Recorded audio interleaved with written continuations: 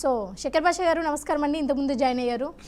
So ఇంతకుముందు సంధ్య గారు మీరు ఒక మాట అన్నారు, అబ్బాయిల హార్మోన్సే అంతా, అబ్బాయిలు ఎదవలు, సో ఇంకా వాళ్ళని పట్టించుకోకుండా మనం జాగ్రత్తగా ఉండాలి మాట్లాడారు. ఎవరన్నారు ఎదవలని? మీరే అన్నారు కదా. ఎదవలని లేదు, నువ్వు తెలుగు కరెక్ట్ నేర్చుకో.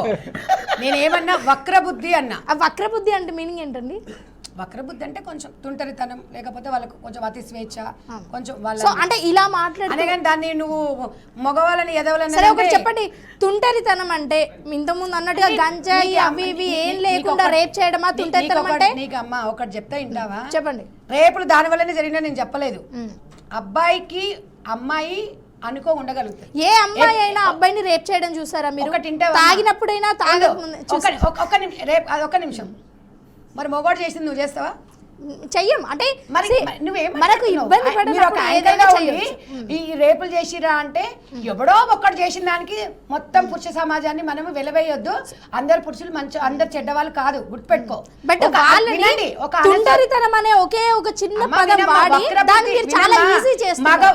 ఒక మాట, నీకు పెళ్లి కాలేదు కాబట్టి నేను చెప్తలేను.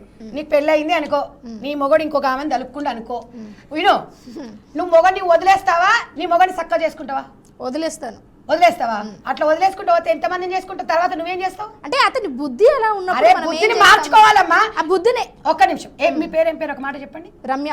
రమ్య, నీ చెయ్యికి ఇక్కడ దెబ్బ తాకుతుంది, చెయ్యి ఇరగొట్టుకుంటావా, నయం చేసుకుంటావా?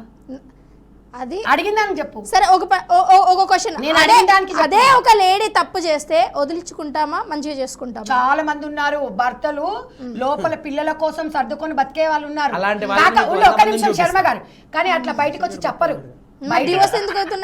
అరే విన్నమ్మా, ఈ మధ్య ఇగో ఈవిడ గారు లాంటి వాళ్ళు రజాకారుల కాలంలో ఉన్నామా?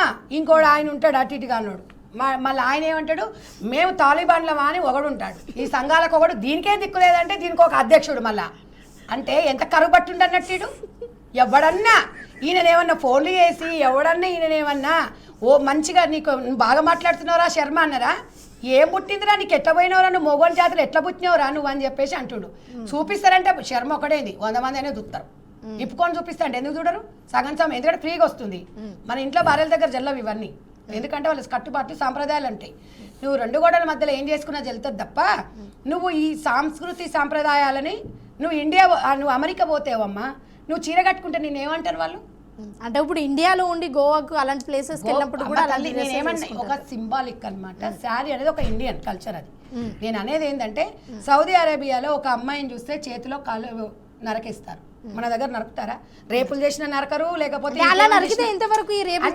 అమ్మా వినితల్లి రమ్య ఎందుకు తొందర పడుతున్నావు? కొంతమంది మనం అర్థం కావాలి మనం మాట్లాడేది. నేను అనేది ఏంటంటే, మనకు కట్టుబాట్లు ఉంటాయి. మనం గోవా పోయి ఎంజాయ్ చేస్తున్నాం. ఎంజాయ్మెంట్ అనేది నీ పర్సనల్ లైఫ్. ఎంజాయ్మెంట్ అనేది గోవాకో నువ్వు పబ్లిక్లో పెట్టుకో. గోవాలో నేను ఇప్పుడు చెప్తున్నా, అప్పుడు చెప్తున్నా, నేను సవాలు విసురుతున్నా ఈ టీవీ ద్వారా, ఇద్దరు భార్యాభర్తల రిలేషన్షిప్ని మీరు ఆన్లైన్లో పెడతారా? నీ దానికి మరి సినిమాలలో ఎక్కువగా కూడా చెప్పేది వినండి, కంప్లీట్ చేసేదాకా వినండి మేడం. సినిమాలలో ఇలాంటి డ్రెస్సెస్ వేసుకున్నప్పుడు, ఐటింగ్ సాంగ్స్ చేసినప్పుడు, అలాంటి మీనింగ్స్ వచ్చే వ్యాఖ్యలు అక్కడ రాసి దాన్ని పాడినప్పుడు అవి ఎందుకు హిట్లు అవుతున్నాయి? ఎందుకు నేను వింటున్నావు కదమ్మా, ఎందుకు హిట్ అవుతున్నాయా? ఎందుకు? అది సినిమా 2 గంటల జీవితం.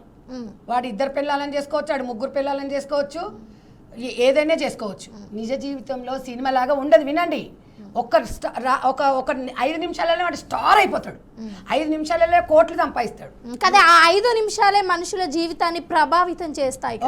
మీరు మనుషులను ప్రభావితం ఎప్పుడు చేస్తుంది? అందరినీ చేస్తాయా? మోస్ట్లీ అందరు చేస్తారు కదా. వినండి, మీరు ఈరోజు అనసూయని పెద్ద స్టార్ని చేస్తారు. నాకు తెలిసి అప్పటి వరకు అనసూయ తెలంగాణ 2 తెలుగు రాష్ట్రాలైనా తెలుసు, కానీ నాకు తెలిసి ఇప్పుడు దేశం మొత్తం తెలిసిపోయింది అనసూయ అనే చర్చ. దాదాపుగా ఇప్పుడు మన మీద పడి పరాన్న జీవులు అనేది పారాషెటర్స్ అని, ఇప్పుడు ఆమెనే మరి మన మీద మనం యూజ్ చేసుకుంటూ మనము ఇచ్చే డబ్బులతోనే బతుకుతుంది. ఇప్పుడు నేను అనేది ఏంటంటే, 90% వాళ్ళని గురించే మనం మాట్లాడాలి, 10% వాళ్ళ గురించి ఎప్పుడు మాట్లాడాలి. ఎందుకంటే వాళ్ళ స్వేచ్ఛ వాళ్ళకు ఉంటుంది. కొంతమంది రాజు గొప్పోడా, మొండి గొప్ప అంటే మొండోడా గొప్పోడా అని చెప్తారు. కాబట్టి కొన్ని ఉంటాయి కట్టుబాట్లు, సాంప్రదాయాలను.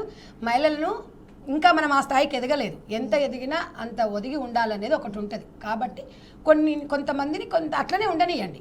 నువ్వు ఏదైనా చెప్పు, నేను ఒకటి నిన్ను అడుగుతున్నా, ఒక మగవాడు ఒక చీర కట్టుకున్న ఆడదాన్ని, పద్ధతిగా ఉన్న ఆడదాన్ని కోరుకుంటాడా?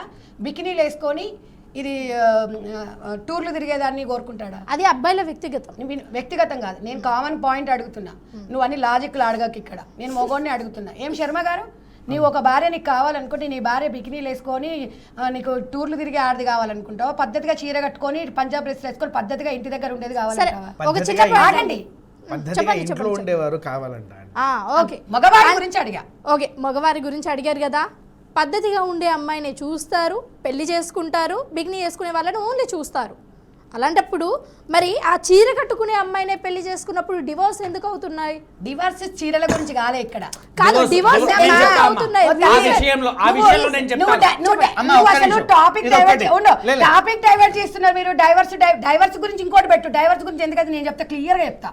ఎందుకంటే నేను మహిళలతోని 3 లక్షల మంది మహిళలతోని 22 సంవత్సరాలు నా ఫౌండేషన్ ఆధ్వర్యంలో కొన్ని వేల మందిని ట్రైనింగ్ ఇచ్చుకుంటూ 32 వేల మంది ఒంటరి మహిళలకు నేను కుట్టు మిషన్లు స్పాన్సర్ చేయడం జరిగింది దాతల ద్వారా.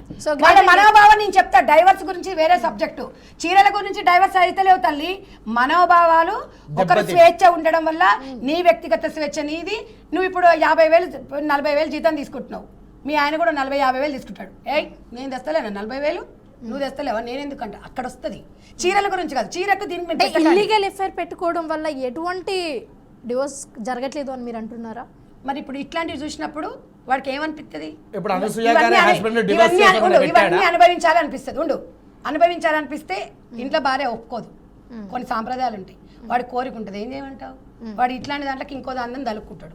మరి అది దలుక్కున్నప్పుడు ఏం చేయమంటావు? చెప్పుడు. మరి డ్రెస్సింగ్ సెన్స్ కానీ ప్రాబ్లం కాదు అనుకున్నప్పుడు ఇదే డ్రెస్సింగ్ సెన్స్ మళ్ళీ డివోర్స్ తీసుకోవడానికి ఎందుకు యూజ్ అవుతుంది? నీకు డైవర్స్ గురించి నువ్వు మాట్లాడతావేందమ్మా? బట్టల సరే, గురించి డైవర్స్ అనేది రమ్య బిఆర్కే వాళ్ళు చూసే వాళ్ళు యాక్సెప్ట్ చేయరు. డైవర్స్ గురించి వ్యక్తిగతం, నీకు అది అనవసరం, నాకు అది అనవసరం. వస్త్రదానం గురించే మనం మాట్లాడదాం.